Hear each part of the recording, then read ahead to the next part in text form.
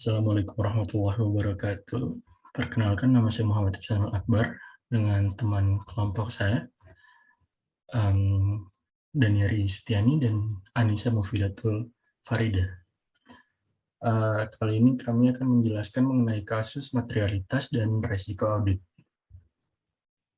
Dari kasus pertama yaitu dari perusahaan Cilembu. Hasil wawancara dengan manajemen, perusahaan kami adalah perusahaan yang bergerak di bidang perdagangan ubi dan ketela. Kami mulai melakukan pembukuan terhadap transaksi perusahaan sejak tahun kedua dibantu oleh konsultan. Sejak saat itu, semua transaksi kami terdokumentasi dengan baik. Kami juga menerapkan prosedur pengendalian internal dengan baik. Setiap fungsi yang ada dalam perusahaan kami pisahkan dan kami juga memiliki komite audit. Prosedur pengendalian kami untuk transaksi operasional, manual, dan komputer sudah sangat baik. Dokumentasi pengendalian internal juga tersedia semuanya. Semua rasio keuangan kami selalu berada di level standar, dan pada tahun ini kami melakukan perubahan pada kebijakan dalam penilaian sediaan, sehingga kami agak kesulitan untuk memastikan apakah saldo yang disajikan sudah benar. Hasil wawancara dengan auditor terdahulu, perusahaan Cilembu memiliki pembukuan yang baik. Selama ini kami selalu memberikan opini WTP. Manajemen mereka dapat diajak diskusi dan hampir selalu menyetujui rekomendasi yang kami berikan. Kami memberikan rekomendasi hingga 3 kali pada permasalahan yang sama di siklus penjualannya. Konsultan mereka adalah KAP terdahulu sebelum kami. Jadi, tingkat materialitas laporan keuangan kami kelompok kami mengambil dari pre-tax income atau laba sebelum pajak sebagai dasar perhitungan materialitasnya. Dapat dilihat di tabel ini, di bagian jumlahnya itu 100 juta dari pre-tax income.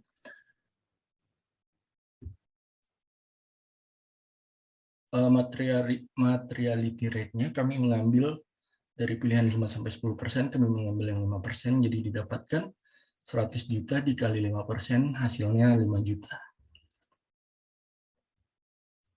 Sedangkan untuk tingkat materialitas saldo akun, dapat dilihat di sini, rate materiality-nya ini didapatkan dari 25 juta untuk yang kas, dibagi dengan 511 juta. Sehingga hasilnya adalah 4,9%. Untuk PM-nya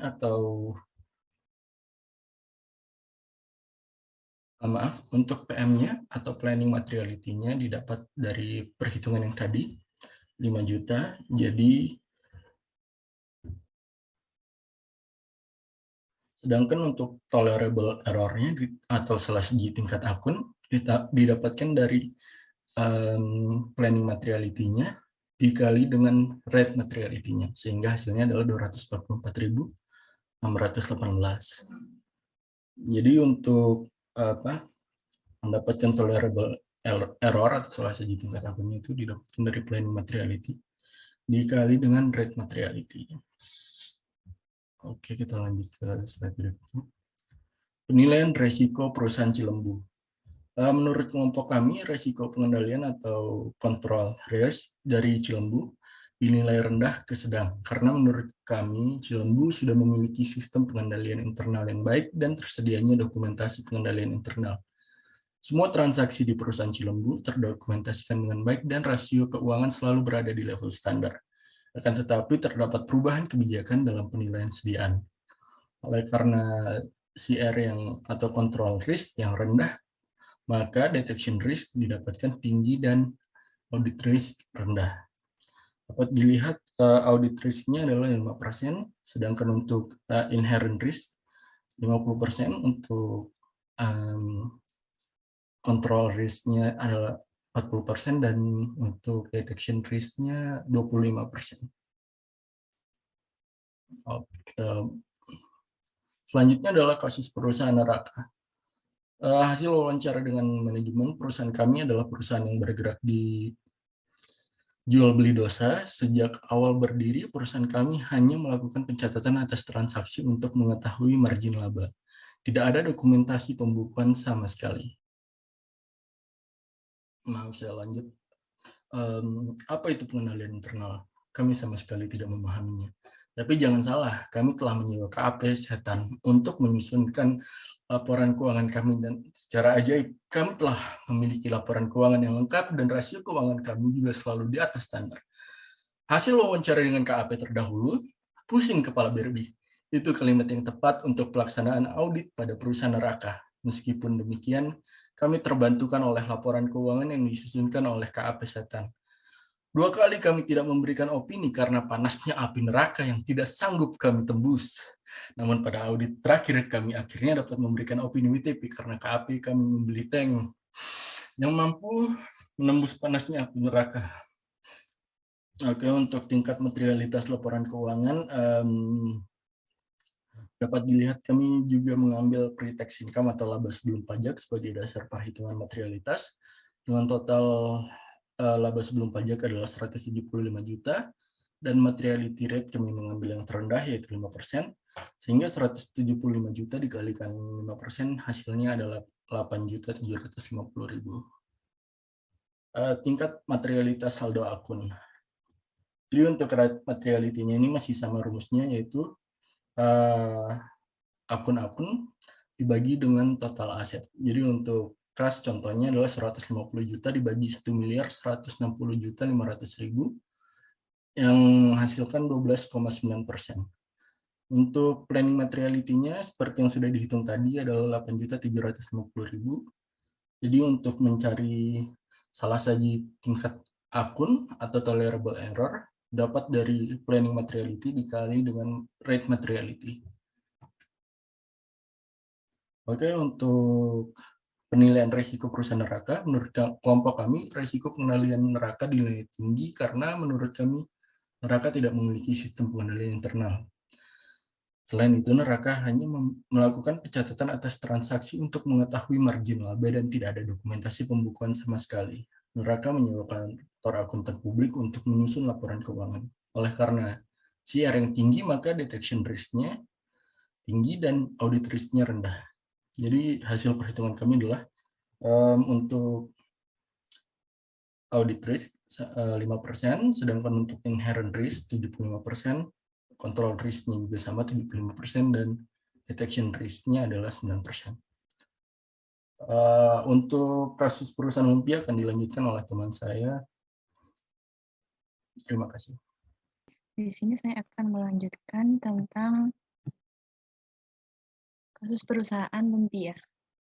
Hasil wawancara dengan manajemen, perusahaan kami bergerak di bidang produksi lumpia.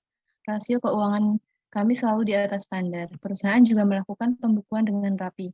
Semua bukti transaksi kami simpan dalam sebuah database. Kami memiliki sistem informasi akuntansi yang modern. Selain itu, kami juga menerapkan model industri 4.0 di semua pabrik kami yang terkoneksi langsung dengan kantor pusat. Semua karyawan kami dapat bekerja dari mana saja oleh karyawan kami, dan hampir semua pekerjaan dapat diselesaikan oleh mereka di mana saja. Kami sedang menyewa konsultan untuk membuat desain pengendalian internal yang sesuai dengan sistem kami. Kemudian hasil wawancara dengan auditor terdahulu, audit pada perusahaan lumpia seperti melaksanakan audit di masa depan. Semuanya serba elektronik. Termasuk bukti-bukti transaksinya. Meskipun kami agak kesulitan, namun semua opini kami selalu WTP. Auditor pada KAP kami gaptek. Untuk menentukan tingkat materialitas laporan keuangan, di sini kami menggunakan pre-tax income atau laba sebelum pajak sebagai dasar perhitungan materialitas. Dari sini kita tahu bahwa pre-tax income-nya 150 juta, revenue 500 juta, total aset 1,77 1M 77.500.000. Kemudian untuk gross profit-nya sendiri 120 juta. Ini didapatkan dari laporan keuangan yang di-share oleh Pak Bung.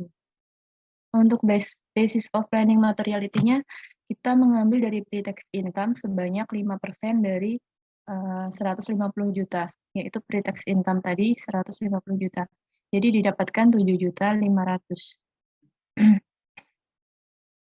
Kemudian dengan tingkat materialitas, kemudian dari keterangan tadi kita bisa ambil tingkat materialitas saldo akunnya. Di sini terdapat kami menggunakan aset untuk menghitung tingkat materialitas saldo akun. Yang caranya dengan cara ada rumusnya, misalnya dari kas kita ambil dari saldo kas dibagi dengan total aset, yaitu 100 juta dibagi dengan 1.077.500.000. Untuk rate kita, itu sehingga ketemu angka rate ini. Tingkat materialitas saldo akun dapat dihitung dari kas dibagi dengan total aset masing-masing akun. Jadi piutang dibagi total aset, kemudian sediaan dibagi total aset, sehingga ketemu rate-nya, yaitu misalkan untuk kas sendiri 9,3. Kemudian untuk menghitung tolerable error-nya atau tingkat materialitas saldo akunnya, kita bisa menggunakan dari rate-nya dikali dengan planning materiality yang sudah kita tentukan tadi, yaitu dari pre-tax income. Ini untuk kas, misalnya kita menentukan rate-nya 9,3, kemudian PM-nya 7,5 juta, sehingga dikalikan menjadi Rp696.056.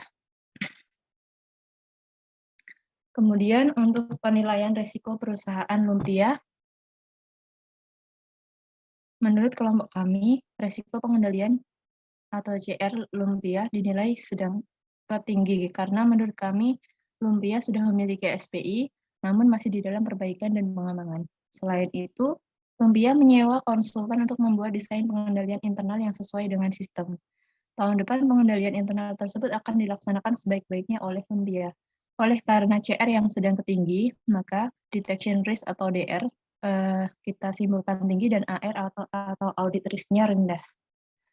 Dengan rumus yang sudah ada di sini, maka hasil audit risk-nya kita menentukan bahwa AR sebesar 5% dan IR 40%, CR 60%, sehingga diketemukan DR sebesar 21%.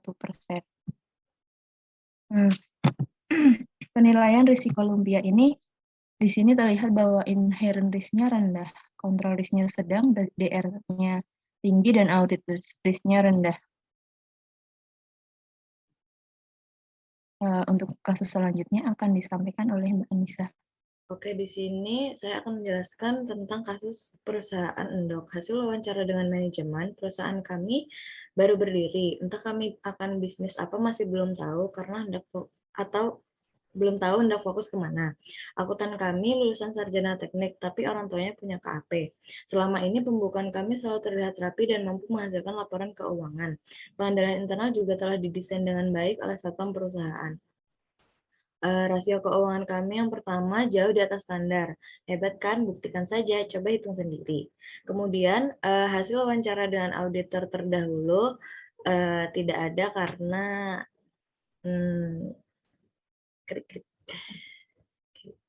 lanjut. Selanjutnya ini adalah tingkat materialitas laporan keuangan. Di sini kami mengambil pre-tax income atau laba sebelum pajak sebagai dasar perhitungan materialitas. Jadi data pre-tax income, revenue, total asset, dan gross profit itu kita dapatkan dari neraca perusahaan. Kemudian untuk basis of planning materiality-nya kami mengambil rate 5%, dan untuk menghitung tingkat materialitasnya dapat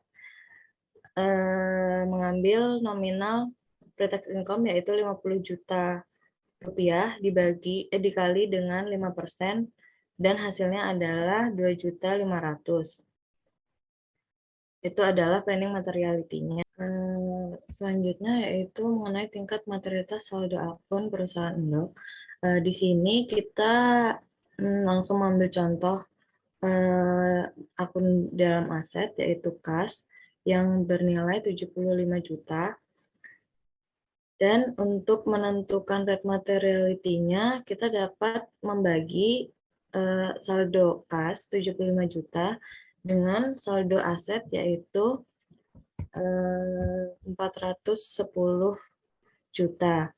Dan hasilnya adalah 18,3%. Dan untuk planning materiality-nya, karena tadi sudah ditentukan sebelumnya, Kemudian mencari tolerable error, yaitu tingkat materialitas saldo akun untuk kas.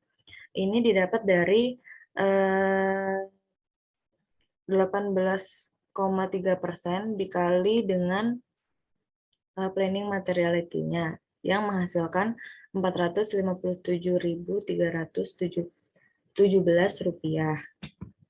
Dan begitu juga seterusnya.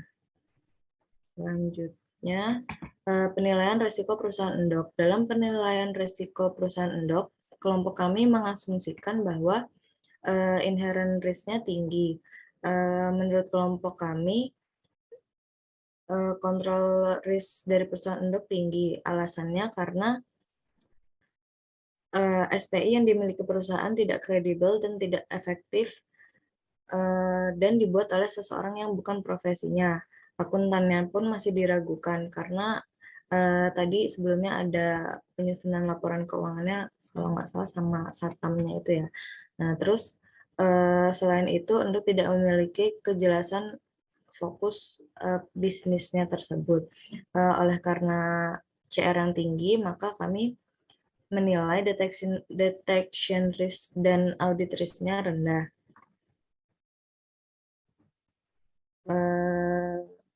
Ini ada rumus risiko audit seperti yang tertera di PPT, dan hasil risiko audit itu karena AR sudah kita tentukan di awal 5%, IR 80%, CR 80%, dan DR-nya itu dihitung dari